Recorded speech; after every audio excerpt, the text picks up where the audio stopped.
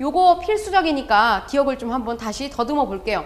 우리가 품사가 총 몇 개가 있죠? 품사? 이쪽에 와서 한번 정리를 해볼까? 우리는 9개의 품사가 있어요. 9개의 품사를 우리가 나열을 해보면 명사, 여러분들이 영어 공부를 하니까 이게 헷갈릴 수 있어요. 8품사라고 생각하는 친구들이 굉장히 많은데 요거는 기억을 해두시기 바라겠습니다. 명사, 대명사, 수사, 이 세 가지를 합쳐서 우리는 체언이라고 이야기를 하죠. 그 다음에 조사. 조사는 각각의 단어들의 관계를 나타내 준다고 해서 관계언이라고 합니다. 그 다음에 동사, 형용사. 우리 문장에서 제일 많이 쓰이고 서술어 자리의 역할에 놓이며 문장의 끝, 아주 결정 서술을 해준다 라고 해서 제일 많이 쓰이죠. 이런 걸 우리가 용언이라고 합니다. 쓸용자를 써서 많이 쓴다라는 의미가 붙어 있어요. 그 다음에 관형사가 있고요. 부사가 있어요. 관형사와 부사는요, 여러분들 굉장히 중요합니다. 이거는 꾸며준다고 해서 꾸밈씨라고도 하는데 우리가 지금 현대 문법에서는 뭐라고 얘기하냐면 수식을 해준다고 해서 수식언이라고 이야기합니다. 이게 왜 중요하냐면 뒤에 수식을 어떤 것을 해주냐에 따라서 관형사, 부사로 나뉘기 때문에 그래요. 이걸 알아두셔야 조금 전에 방금 설명했던 관형어라고 하는 것들에 대한 인식을 더 쉽게 할 수 있어요, 여러분들. 자, 그리고 우리가 마지막 하나 남은 것, 감탄사가 있죠. 얘는 혼자서 쓰인다고 해서 우리가 독립언이라고 합니다. 얘는 감탄사는요, 오, 아, 이런 감탄뿐만 아니라 호칭, 뭐 누구누구야 이렇게 부를 때도 우리가 감탄사라고 명명합니다. 그러니까 모든 어떤 단어 안에서 혼자서 딱 독립적으로 쓰이는 것은 우리가 감탄사로 보시면 됩니다. 자, 여기서 제일 중요한 건 관형사와 부사라고 선생님 말씀드렸어요. 왜냐하면 이 관형사와 부사의 역할이 굉장히 중요하기 때문입니다. 여기에서 그런데 여러분들 관형사와 부사는요, 수식을 하기 때문에 문장에서 꼭 필요한 아이는 아니에요. 자, 아름다운 그녀가 온다라고 했을 때 중요한 말은 그녀가 온답니다. 주어와 서술어. 그렇죠. 우리 문장에서 주어와 서술어를 수행하는 건 얘가 서술어 역할에 서술어 자리에 많이 놓인다고 했죠? 주어 자리에 많이 놓인 건 당연히 명사, 대명사, 수사입니다. 주어 자리. 물론 이 아이가 목적어가 되기도 하죠.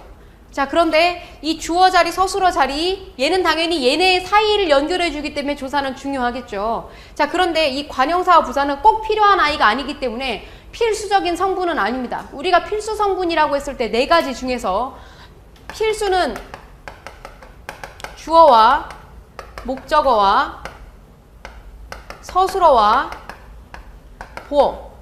영어하고 똑같아요, 이거는. 자, 부속성분. 부속성분은 관형어, 부사어가 있어요. 자, 지금 선생님이 관형어와 부사어를 이야기했죠?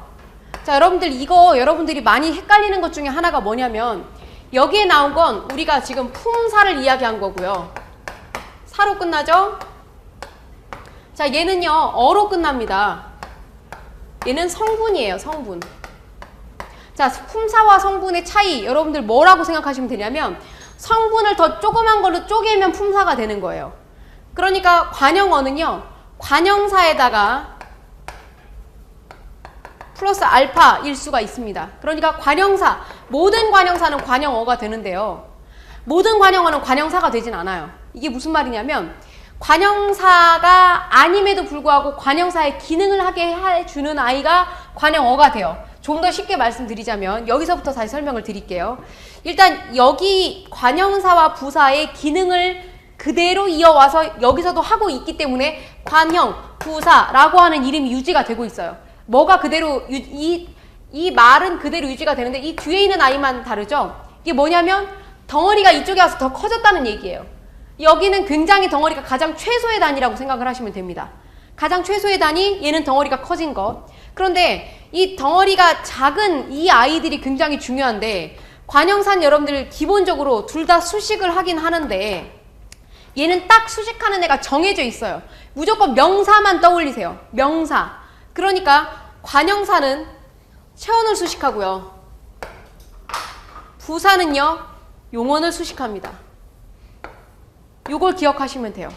그러니까 당연히 여러분들 서술어 자리에 놓인 것 바로 앞에 있는 애는 부사일 확률이 높고요.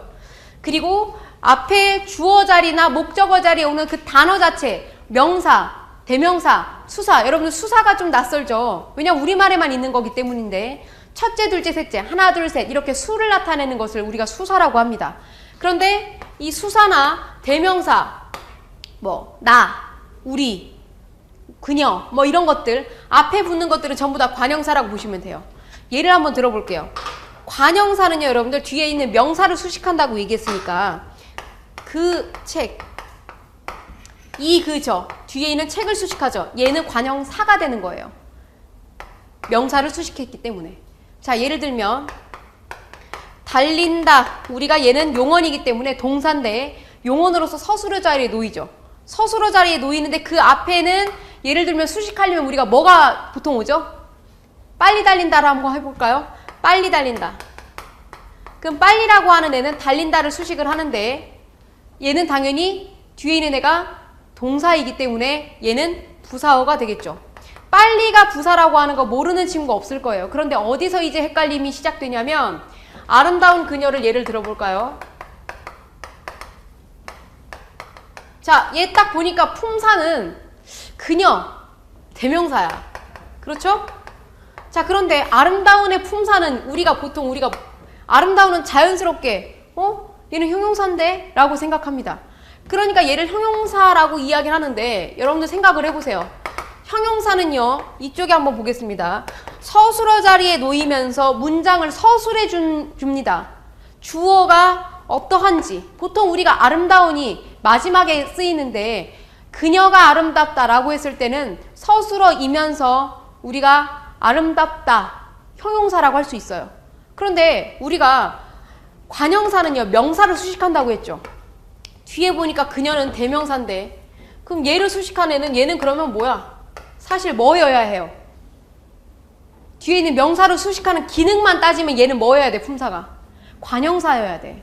그런데 관형사가 아니잖아. 형용사잖아. 그쵸? 그러니까 이상하네. 관형사 자리여야 하는데 얘가 형용사가 왔어. 그럼 이건 무엇을 의미하냐면 얘는 사실 품사로 따지면 형용사가 맞는데 형용사가 수식을 할 수 없는데 수식을 할 수 있게끔 우리말은 beautiful이 그냥 beautiful로 남아있는 게 아니라 활용을 해요. 아름답다가 아니라 뭐가 돼요? 아름다운이 됐잖아. 활용을 한 거예요. 아름답다에서. 동사와 형용사는 활용할 수가 있죠. 우리말에서. 아름다운, 아름다워서, 아름답지만 이게 계속 활용을 하는 거잖아요. 그러니까 활용을 해서 수식할 수 있는 애로 바꿔줬다라는 얘기예요. 그럼 수식할 수 있다라는 얘기는 무슨 얘기냐면 이 니은이 붙었기 때문에 수식하는 아이로 바뀐 거예요. 우리가 원어민이기 때문에 한국어 원어민이기 때문에 이거 신경 안 쓸 뿐이지 문법적으로 따지면 얘는 형용사인데 플러스 알파가 붙어서 얘는 뭐가 되는 거냐면 관형사라고는 할 수 없고 관형사의 기능을 가지고 있는 관형어가 되는 거예요. 선생님이 아까 뭐라고 말씀드렸죠? 관형어는 사보다 좀 더 큰 개념. 어떠한 품사에서 플러스 알파가 붙은 것을 선생님이 관형어라고 한다고 말씀드렸죠. 여기까지 따라오셨어요?